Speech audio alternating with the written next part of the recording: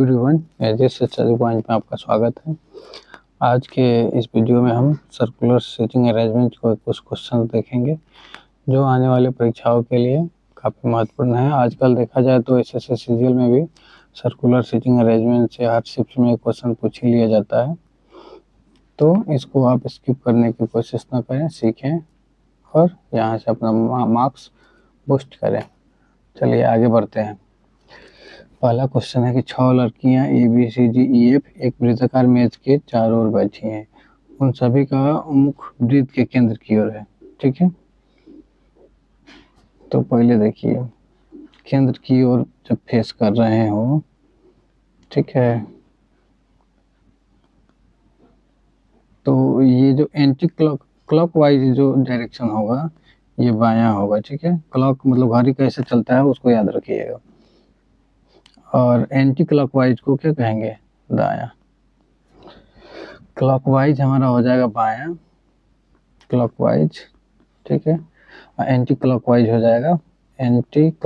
जाएगा दायां, anti clock. ठीक है, तो चलिए अब पढ़ते हैं जो स्टेटमेंट दिया है। पहले दे रखा है कि बी और डी के मध्य ई को छोड़कर समूह से कोई अन्य लड़की बैठी है।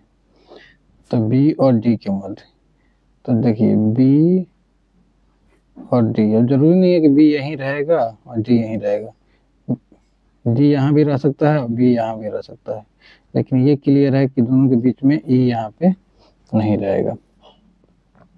ठीक है, फिर कह रहा है कि ए एफ के बाईं ओर बैठी है। अब कितना बाईं बैठी है, ठीक बाईं की कितना बाईं, ये क्लियर नहीं है, तो चलिए इसको छोड़िए, अभी याद रखिएगा। लेकिन फिर कह रहा है कि सी ए के दाएं से चौथे स्थान पर बैठी है।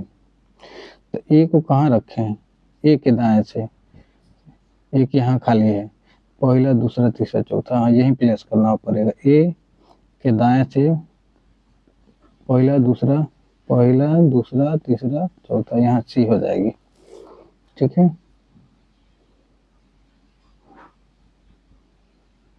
फिर कह रहा है कि ए एफ के बाईं ओर बैठी है। तो ए एफ के बाईं ओर, तो एफ को मजबूरन यहीं प्लेस करना पड़ेगा, तभी तो ये बायां होगा। ठीक है, ए एफ के बाईं ओर, ठीक है, और ई यहाँ पे नहीं था तो ई को कहाँ लाना पड़ेगा? यहाँ पे लाना पड़ेगा।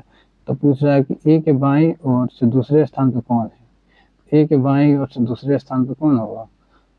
पहला स्थान पे तो बी डी का पॉसिबिलिटी है, दूसरा का पे सी है, तो यहाँ ऑप्शन नंबर आपका सी, मतलब कि ऑप्शन नंबर ए जो पहला है सी ऑप्शन के साथ वो सही है। चलिए ये नॉर्थ फेसिंग वाला है, इसको भी देखेंगे लास्ट में। चलिए आगे देखते हैं। 6 छात्र मीरा, जिज्ञासा, तरुण, नैना, शांभवी और अवनी एक गोलाकार मेज के चारों ओर केंद्र की ओर मुख करके बैठे हैं। जरूरी नहीं कि इसी क्रम में, तो चलिए 6 को मित्र का पहले प्लेस बना लीजिए। ठीक है, शांभवी, जिज्ञासा और अवनी दोनों का निकटतम पड़ोसी है। तो जिज्ञासा का भी है और अवनी का भी है, लेकिन यहाँ पे क्लियर नहीं है। ठीक है, यहाँ क्या क्लियर नहीं है कि जिज्ञासा बाएं है कि दाएं है, तो इसलिए हमें दोनों पॉसिबिलिटी को लेके चलना पड़ेगा कि अवनी यहाँ भी हो सकती है और जिज्ञासा यहाँ भी हो सकती है। ठीक है, अब कह रहा है कि तरुण जिज्ञासा के बाईं और तीसरे स्थान में बैठी है। तो ये रही जिज्ञासा, है ना, इसके बाईं और तीसरा, पहला दूसरा तीसरा, ऐसे भी चल जा रहा है। फिर यहाँ से यदि जिज्ञासा को हम यहाँ देखते हैं तो पहला दूसरा तीसरा यहाँ से प्लेस हो रहा है, मतलब ये इससे इस स्टेटमेंट से क्लियर नहीं हो पा रहा है कि जिज्ञासा यहाँ पे फिट है या यहाँ पे फिट है। चलिए आगे बढ़ते हैं। मीरा अवनी के दाएं से दूसरे स्थान पर बैठी है। तो अवनी को यदि यहाँ मान लिया जाए तो पहला दूसरा, यहाँ मीरा को कैसे बैठाएंगे, इसलिए अवनी यहाँ पे नहीं होगी, अवनी को यहाँ ही रखना होगा। तो फिर जिज्ञासा यहाँ नहीं रहेगी, तो अवनी के दाईं और दूसरे स्थान पर कौन है? मीरा है। क्लियर है? चलिए अब इसको प्लेस कर लीजिए, ये वाला कि तरुण जिज्ञासा के बाईं और तीसरे स्थान पे है। तो जिज्ञासा का बाई ऐसे होगा, है ना, ऐसे होगा। तो पहला दूसरा तीसरा यहाँ हो जाएगा तरुण। ठीक है, तो एक नाम जो बचा वो यहाँ हो जाएगा। तो पूछ रहा है कि जिज्ञासा के बाई और दूसरे स्थान पे कौन बैठा है। तो बाई और ये पहला हो गया, ये दूसरा, मतलब कि मीरा बैठी हुई है। क्लियर है। चलिए आगे बढ़ते हैं।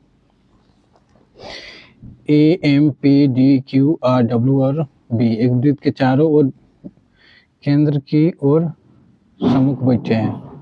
तो चलिए पहले बनाइए। आ चुका प्लस 1 2 3 4 5 6 7 8।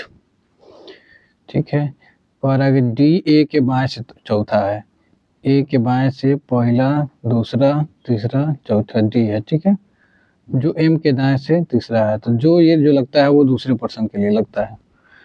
तो एम के दाएं से पहला दूसरा तीसरा ये है। क्लियर है। फिर कह रहा है कि पी क्यू के बाएं से तीसरा है, तो पी क्यू को थोड़ा चलिए उसी में है कि जो एम के दाएं से तीसरा है, तो जो रहता है सेकंड व्यक्ति के लिए ना, तो एम के बाएं से तीसरा क्यू है, तो बाएं देखा जाए तो बाएं इधर होगा पहला दूसरा तीसरा, यहाँ क्यू हो जाएगा, और क्यू के बाएं से तीसरा पी है, तो 1 2 3 यहाँ पे पी हो जाएगा। ठीक है, अब कह रहा है कि आर डब्ल्यू के दाएं से तीसरा है, तो डब्ल्यू को कहाँ रखे हैं, डब्ल्यू को यदि यहाँ रखते हैं हम, तो दाया दाया इधर देखें तो पहला दूसरा तीसरा आर हो गया। आर डब्ल्यू जो है, डब्ल्यू वो बी के दाएं से तीसरा है, तो बी को यहाँ रखते हैं तो पहला दूसरा तीसरा ये भी फिट हो गया। ठीक है, तो पूछ रहा है कि डी के बाएं से दूसरा कौन है, तो डी के ये बाया हुआ, दूसरा हो जाएगा आपका क्यू। कौन होगा, क्यू। चलिए आगे बढ़ते हैं। 6 मित्र A B C D E F एक वृत्ताकार मेज के चारों ओर केंद्र के सम्मुख बैठे हैं, अनिवार्यतः इसी क्रम में नहीं। तो 6 को पहले मित्र का पेज डिजाइन करिए। 1 2 3 4 5 6। ठीक है, ए डी के बाएं से तीसरे स्थान पर बैठा है। ए जो है डी के बाएं से पहला दूसरा तीसरा स्थान पे ए है। ई बी ई के बाएं से दूसरे स्थान पे है। नहीं एक लाइन छूट गया, यहाँ देखिए डी बी के निकटतम दाएं स्थान पर बैठा है। डी जो है वो बी के निकटतम मतलब सबसे नजदीक है ना। फिर कह रहा है कि बी ई के बाएं से दूसरा, ई के बाएं से दूसरा कौन है, बी है। सी एफ के दाएं से दूसरे स्थान पे बैठा है, तो सी को कहाँ रखें कि उसके एफ के दाएं, तो एफ हो गया यहाँ, तो ये दाएं हो गया सी दूसरा। तो फिर पूछ रहा है कि ए के दाएं से दूसरे स्थान पे कौन बैठा है, तो ए के दाएं पहला दूसरा बी बैठा है। चलिए आगे देखते हैं। 6 छात्र A B C D E F एक वृत्ताकार मेज के चारों ओर बैठे हैं, सभी केंद्र के विपरीत दिशा की ओर उन्मुख हैं। तो देखिए विपरीत दिशा में है, केंद्र के विपरीत दिशा में है, तो ध्यान दीजिए 1 2 3 1 2 3 अब विपरीत फेस कर रहे हैं। ठीक है, ऐसे फेस कर रहे हैं तो इधर होगा इनका बायां, ठीक है, इधर होगा दायां। ठीक है, इसमें हम क्या देखे थे, क्लॉकवाइज चले तो बायां होगा और एंटी क्लॉकवाइज चले तो दायां होगा। ठीक है, लेकिन अब यहाँ हो जाएगा जब बाहर की ओर फेस कर रहे हैं तब क्लॉकवाइज का मतलब हो जाएगा, क्लॉकवाइज का मतलब हो जाएगा दायां, एंटी क्लॉक का मतलब हो जाएगा, एंटी क्लॉक का मतलब हो जाएगा बायां। क्लियर है। तो चलिए देखते हैं।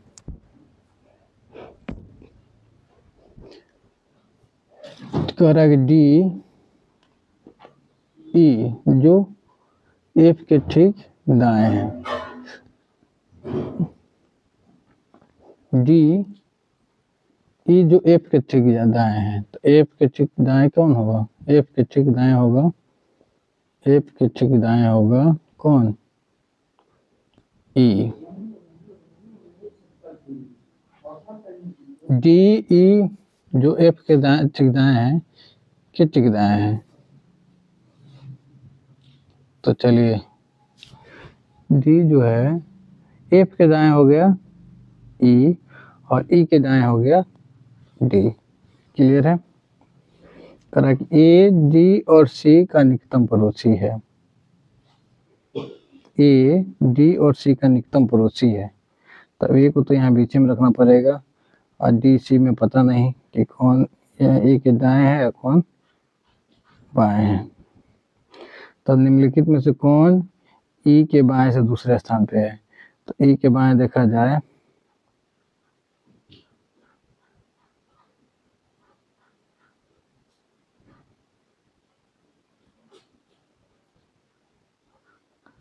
पहला दूसरा,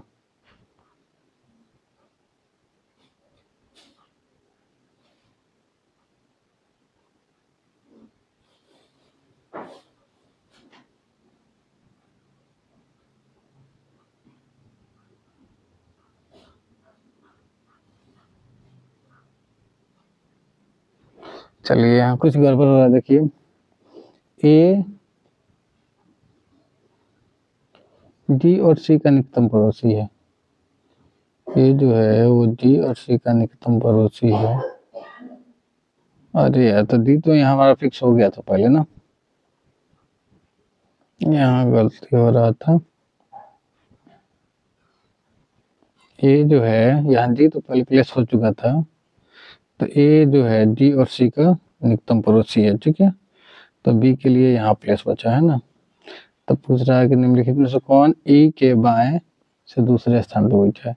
तो बायां इधर होगा, तो ई के बाएं दूसरे स्थान पे हो जाएगा आपका बी, यानी कि ऑप्शन नंबर सी, ठीक है। एक ये देख लिया जाए नॉर्थ फेसिंग वाला। तो देखिए नॉर्थ फेसिंग में है ना, ये नॉर्थ उत्तर फेस कर रहा है, ठीक है। तो इधर होगा बायां, ठीक है, और इधर होगा दायां। चलिए आगे देखते हैं। 7 व्यक्ति A B C D E F और जी उत्तर दिशा की ओर मुख करके एक सीधी पंक्ति में बैठे हैं। ई के दाईं ओर केवल 2 व्यक्ति बैठे हैं। चलिए तो ये क्लियर हो गया। तब इधर कितने बैठे होंगे? 3 गो हो गया, तो इधर ई के बाईं ओर होगा 4 गो। कह रहा कि ई और ए के बीच केवल 2 व्यक्ति बैठे हैं, तो इधर तो 2 गो नहीं प्लेस कर सकते हैं, इधर ही प्लेस करना पड़ेगा बायां। कह रहा है कि बी ए के दाईं ओर दूसरे स्थान पर बैठा है। बी जो है ए के दाईं ओर दूसरे स्थान पर बी है, ठीक है। डी एफ के निकटस्थ दाएं बैठा है, डी एफ के निकट में दाएं। तो देखिए इसके लिए 2 गो सीट खाली चाहिए, तो 2 गो सीट खाली यहीं पे मिल रहा है, बाकी कहीं नहीं है, तो यहाँ एफ हो जाएगा, यहाँ डी हो जाएगा। सी जी के बाईं ओर किसी स्थान पर बैठा है, तो जी के बाईं ओर किसी स्थान पर कौन बैठेगा? सी। तो पंक्ति के बाएं छोर पे कौन बैठा है? तो ये हो जाएगा आपका सी। तो आशा करते हैं वीडियो आपको अच्छा लगा होगा। इसी तरह के वीडियो को देखने के लिए चैनल को लाइक शेयर एंड सब्सक्राइब करें। स्वस्थ रहें, मस्त रहें। चैनल को लाइक शेयर सब्सक्राइब करना ना भूलें, साथ में कमेंट भी करें। Thank you very much.